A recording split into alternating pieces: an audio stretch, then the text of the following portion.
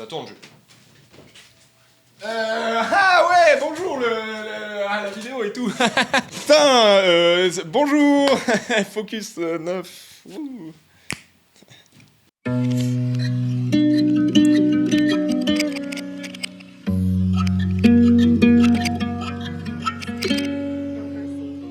Franchement, faire une bonne introduction, c'est compliqué. Vous voyez pas ces choses-là parce que vous branlez rien de vos journées, mais nous, on bosse ici. T'es chaud, on lance une game de Fortnite. Bref, tout ça pour dire qu'au cinéma, c'est pareil. Faire une bonne introduction, c'est toujours compliqué. Il faut réussir à capter l'attention du spectateur en quelques plans tout en ne le noyant pas sous les informations inutiles. Être efficace pour ne pas ennuyer son audience. C'est en quelque sorte un numéro d'équilibriste que tout réalisateur est obligé d'emprunter. Mais certains finissent par chuter. Oh, ma leg! Mais qu'est-ce qui fait qu'une intro est objectivement réussie? Je vous le demande. Mais genre vraiment, j'ai pas la réponse, venez-moi en aide, vraiment. Ça, c'est ce que je vous aurais dit si je n'avais pas mangé une giga leçon de cinéma au cours de l'année 2022. Et cette leçon, je me la suis prise par un des meilleurs films de cette année que vous connaissez tous.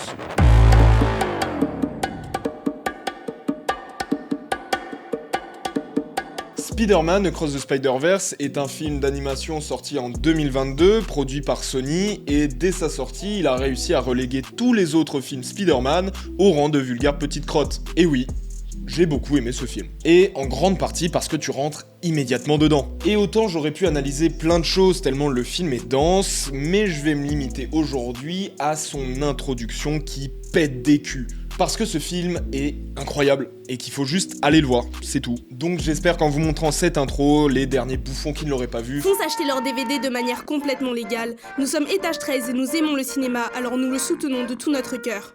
Beat. Bref, avant de commencer, je vais faire un rapide récap du premier pour vous remettre dedans. Ok, faisons ça une dernière fois. Depuis plusieurs mois, j'ai été piqué par une araignée radioactive et je suis le seul et unique Spider-Man. Allez, top! Est-ce que tu pourrais m'enregistrer ça, s'il te Tu veux plaît? que je t'enregistre ta merde là Ouais, s'il te plaît. Alors en fait c'est Miles Morales, je suis piqué par une araignée, il devient Spider-Man, puis il rencontre d'autres Spider-Man et après il boxe un chauve. Voilà.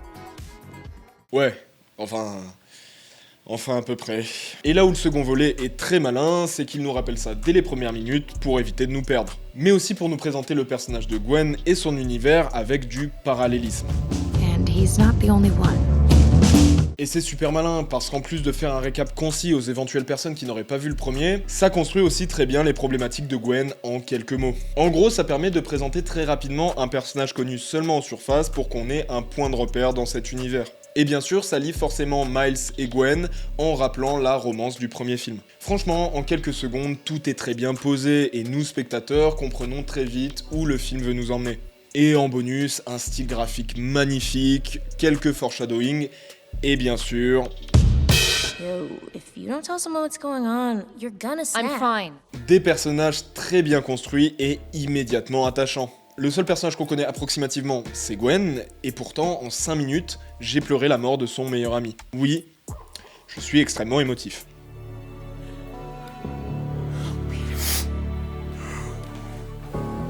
Ah, il pleure! Loser! Mais en même temps, chaque phrase prononcée par les personnages est choisie pour nous les présenter au mieux et qu'on s'attache à eux. She seems like a good guy. Why wear a mask if you got nothing to hide, huh? All right, no politics at the dinner table. Thank you, May.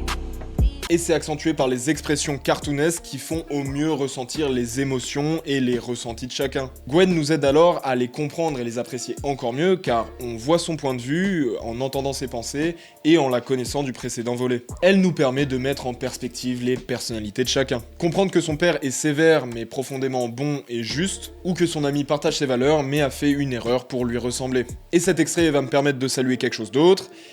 L'imagerie est folle.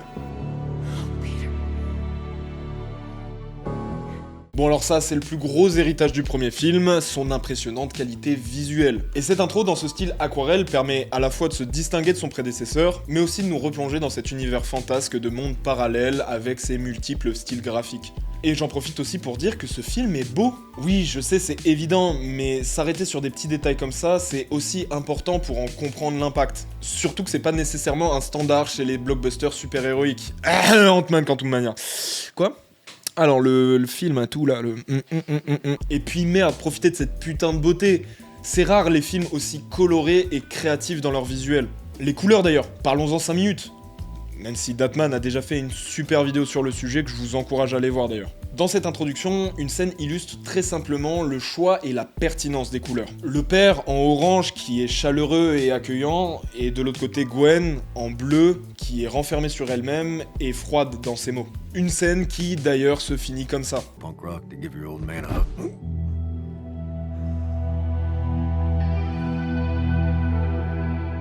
Montrant que ces deux personnages, malgré leurs différences, s'aiment profondément. Mettant bien en avant la complexité des relations familiales, mais aussi toute leur beauté. Et bien sûr, ce sera un thème qui sera exploité tout le long du film. Quand je vous dis que cette introduction elle est efficace, c'est pas un euphémisme. Elle traite vraiment de plein de sujets qui seront approfondis dans la suite du film. Et en parlant de ça... L'action est super bien découpée. J'ai vraiment l'impression qu'on m'a payé pour écrire ça. Ou alors j'ai perdu toute objectivité quand j'ai vu 3 Spider-Man péter la gueule d'un vautour Léonard de Vinci dans une super chorégraphie avec des putains d'explosions. Awesome barbecue, awesome pool. Et en plus, ça lance parfaitement l'intrigue dans un adieu déchirant. Non mais voilà, je vais commencer à penser que ce film n'a aucun défaut. Parce que pour en rajouter, il n'oublie pas que Spider-Man est aussi connu pour son humour. I'm sorry, who exactly are you supposed to be? It's classified. You're the Blue Panther. No. The Caped Blue Satyr? No, I'm... Dark Garfield. No, stop. Macho Libre. Et il arrive parfaitement à jongler entre le tragique et le ridicule. Donc j'en profite juste pour dire que oui, un film coloré, fun et dramatique avec des thèmes profonds peuvent très bien cohabiter. Ils font même des tacles gratuits au MCU comme nous, les grands cinéastes, qui détestons la sous-culture du Marvel Cinematic Universe. Je rigole. En vrai, j'aime bien le Doctor Strange. Le 2. Bon, et puis bien sûr, la musique colle parfaitement au thème abordé et appuie les moments de tension, mais, et putain, enfin un truc qui va pas, je trouve les musiques un peu moins marquantes que le premier. Mais en même temps, comment tu veux te battre contre le putain de Notorious Big Man ?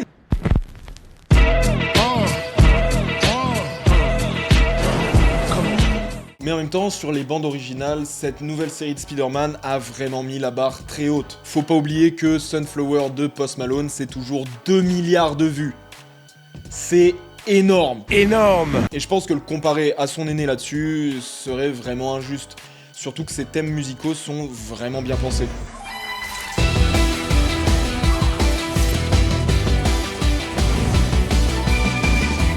Il colle parfaitement à l'action et au sentiment des personnages. Comme le premier quoi. Et surtout, il réussit à s'émanciper de son grand frère. T'as pas trouvé meilleure transition ? Mais je t'emmerde toi. Dès l'intro, on comprend que le film nous emmène sur quelque chose de complètement différent. Et ça, dès la phrase iconique du premier. Let's do things differently this time. Like, so differently. Et franchement, il fallait avoir des grosses couilles pour prendre la suite de ce monument. Et ils ont parfaitement géré entre laisser respirer cette suite avec des idées originales et s'appuyer sur des bases très solides pour construire tous les nouveaux personnages. Et tout ça en réaffirmant que oui, c'est un film Spider-Man. L'icône est respectée jusqu'au moindre détail tout en lui redonnant un sacré coup de fraîcheur. Et oui, Spider-Man, c'est pas nécessairement Peter Parker, le blanc originel. Ça, c'est un vrai blanc qui fait les vraies putains de choses. C'est aussi Miles Morales ou Gwen Stacy. Mais pour ça, je vous laisserai voir le film et en attendant, on va essayer de conclure. Bon, ce film est incroyable, je pense que vous l'aurez suffisamment compris. Et surtout, il sait ce que c'est d'avoir une introduction efficace et fluide. Pas rapide, efficace et fluide. Qu'est-ce que j'ai envie de chier ? Toutes les informations dont on a besoin nous sont transmises, et on n'a pas eu le temps de s'emmerder. Et rien n'est confus, car chaque partie de l'introduction se lit sans qu'on s'en aperçoive.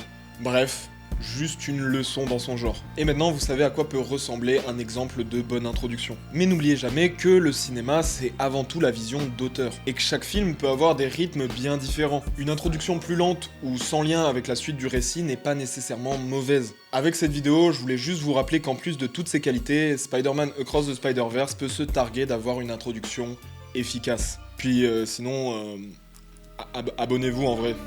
En réel. Genre en réel, viens, tu t'abonnes.